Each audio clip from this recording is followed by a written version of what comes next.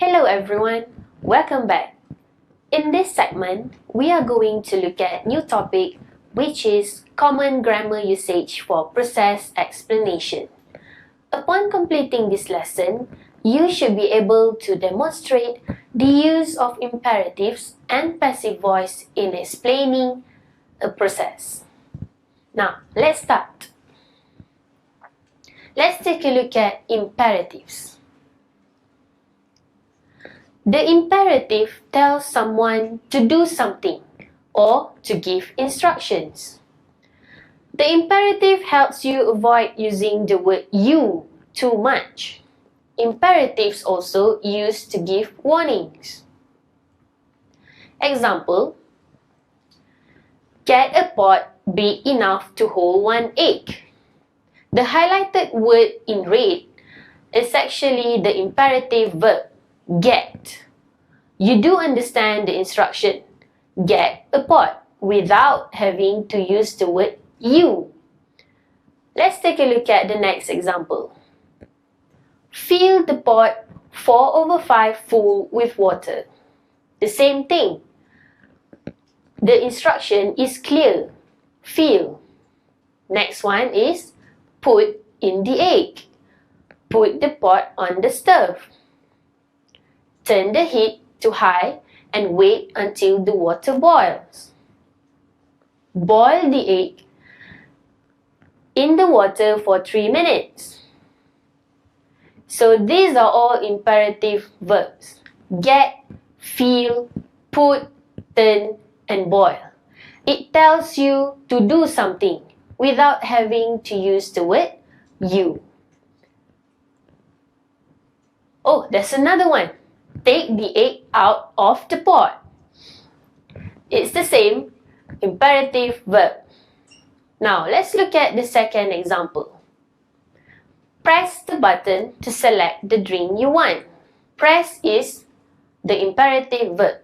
They ask you to do an action. Then, collect your can of drink from the compartment below. So the verb collect is imperative verb.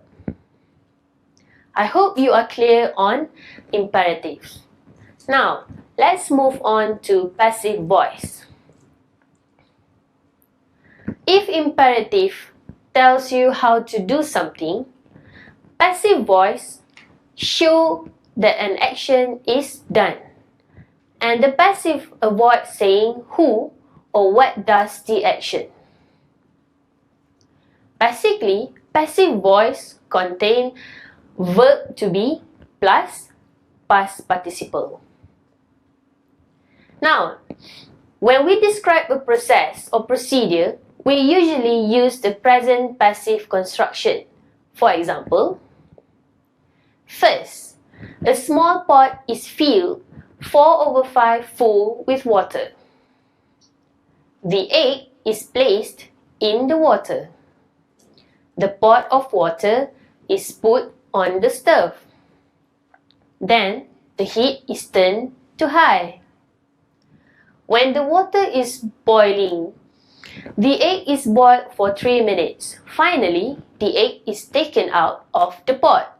If you look at all the red words, those are passive sentence, is filled, which means verb to be plus the past participle of the verb. Now, let's take a look at passive voice construction. If you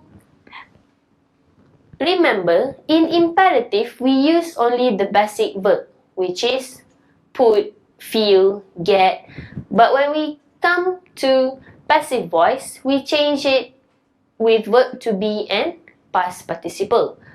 Is filled, is taken out. So now, let's take a look at the passive voice construction.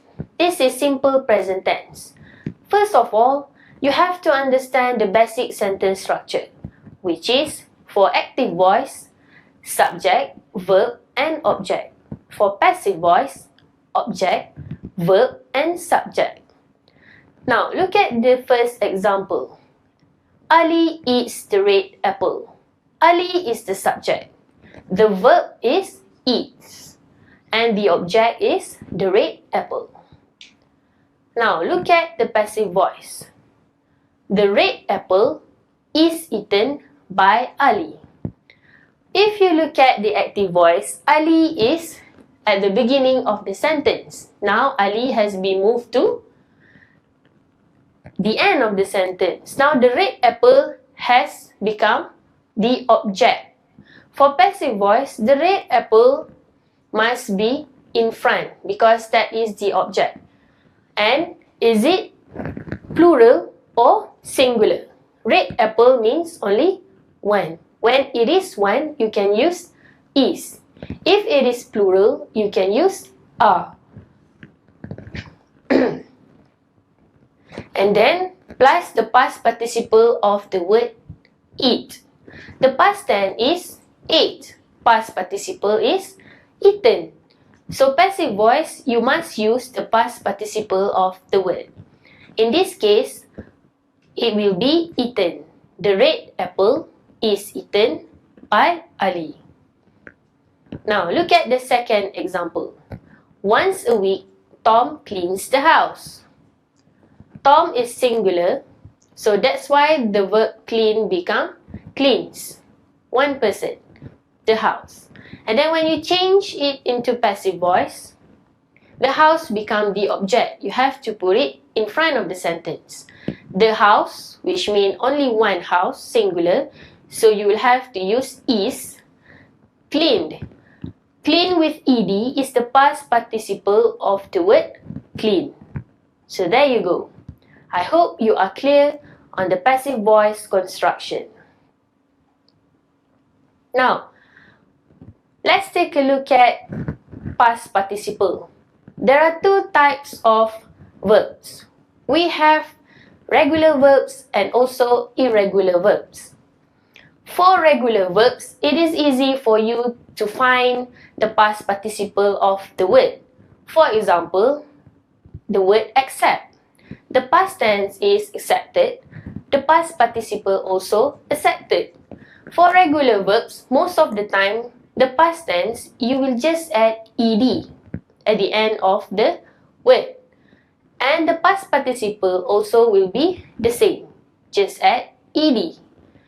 Accept, accepted, and accepted. Another example is call. Called and called. It's the same. Past tense and past participle, just add ed. But it is different case with irregular verbs. Irregular verbs, there are three types of them. The first type, the past tense change, the past participle also change. The second type, the past tense change, the past participle will be the same like the past tense. And the third type, the past tense change, the past participle also remain the same with the past tense and the present tense. Let's take a look at the first type, which is, example, the word arise. The past tense change into the word arose. A-R-O-S-E. Now, the past participle change into arisen. A-R-I-S-E-N. Which means the past tense change, the past participle also change. For passive voice, you must use the past participle, not the past tense. So don't get confused. Now, the second type is like the word blow. Past tense is blew. The past participle also blew. It remains the same. The third type is the word cut. The past tense remain the same, cut. The past participle also remain the same, cut. So for irregular verbs, you have to be very careful because it's kind of tricky for you to choose the verb, the past participle, to be used in your passive voice sentence. We have come to the end of this lesson. I hope you are clear on the explanation on imperatives and also on passive voice. So I hope you will be able to demonstrate the use of imperatives and passive voice in describing a process. That's all for today. Thank you.